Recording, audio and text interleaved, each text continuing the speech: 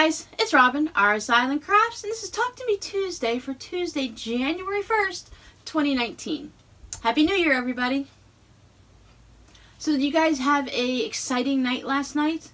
I'm actually recording this a couple days ahead of time, but I already know how my New Year's Eve is going to go. It's going to go the same way it has for the last few years. I'm going to do a little crafting, and then I'll probably be in bed and sound asleep between 10 or 11 o'clock at night. I'm sure the neighbors are going to light off a lot of fireworks and wake me up again at midnight, and I'm going to curse them. I'll see the New Year come in, and then I'll go right back to sleep. I'm not an exciting New Year's Eve person anymore. I don't think I ever really was when I was younger. I had my kids pretty early, and we would do things to ring in our own New Year, but of course we're not going to do it at midnight with young children. We would try to have a early New Year's, like let the kids celebrate a little ahead of time and do the woohoo, it's New Year's, light off some little fireworks or some fun things for the kids. So my kids are doing a variety of things. I've got one child that's working, one child staying home, and one child hanging out and with some friends and doing his little partying thing. You know, nothing big. They're probably just gonna make some stir fry and play video games because, you know, that's what kids do nowadays. So are you guys big New Year's resolutions people, or do you just, the New Year comes and then it's whatever? I don't do like resolutions like I'm going to eat healthier, I'm going to lose 50 pounds, I'm going to go to bed early and wake up early or whatever like that. Every year I do like to have a plan for the next year. Like I would like to maybe learn this new technique in quilting, or maybe I want to knit a cable sweater or whatever. Maybe I want to knit, like this past year, my whole goal really was I wanted to make 6 socks for Robbie for Christmas, and he got 4 pairs. So I didn't hit it, but that's okay because he got 4 pairs of hand knit socks for Christmas. Mr. Size 15 foot, so I think that's pretty good.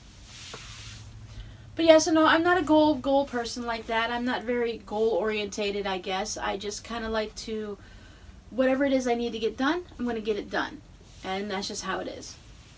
But I did get to do a little sewing, so I got some sewing done.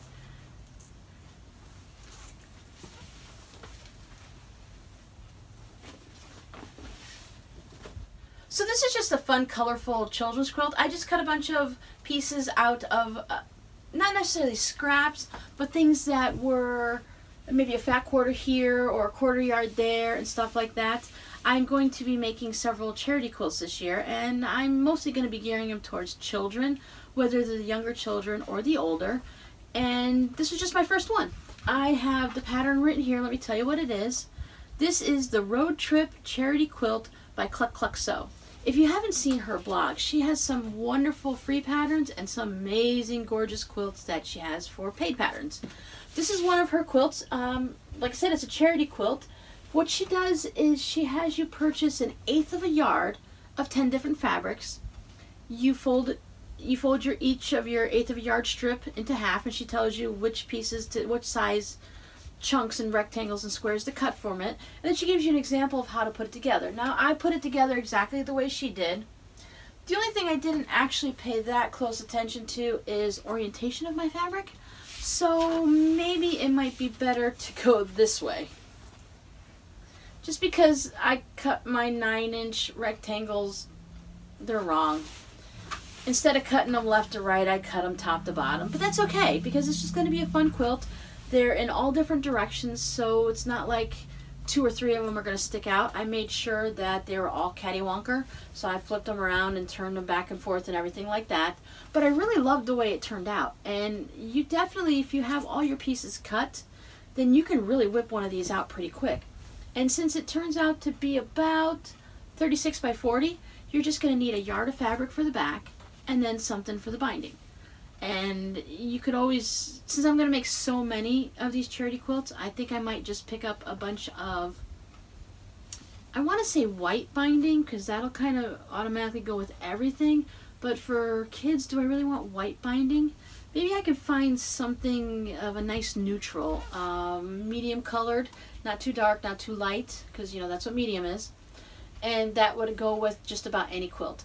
I'm just going to worry about making the quilt tops first, and then I'll worry about popping up to Joann's and looking at the different selections of solids and semi-solids to figure out what color I will put on, because I'd rather buy like 5 or 6 yards and just make a whole ton of binding. Maybe I'll just buy a yard of all different colors and make a ton of bindings that way, and then I can just pick and choose for each quilt. Because if I have everything all set up ahead of time, when I'm done with the quilting, then I can just go ahead and whip it out.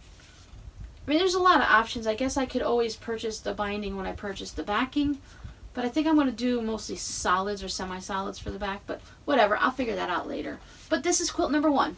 Now granted, it's just a quilt top, it's a flimsy, but whatever. I'm counting it as quilt number 1 for my 2019 Charity Quilt Drive Challenge. It's my own personal challenge. I can call it whatever I want, right? So this was, like I said, it was really quick and fun to put together. It stitched together in less than an hour because you've got 1, 2, 3, 4, 5, 6.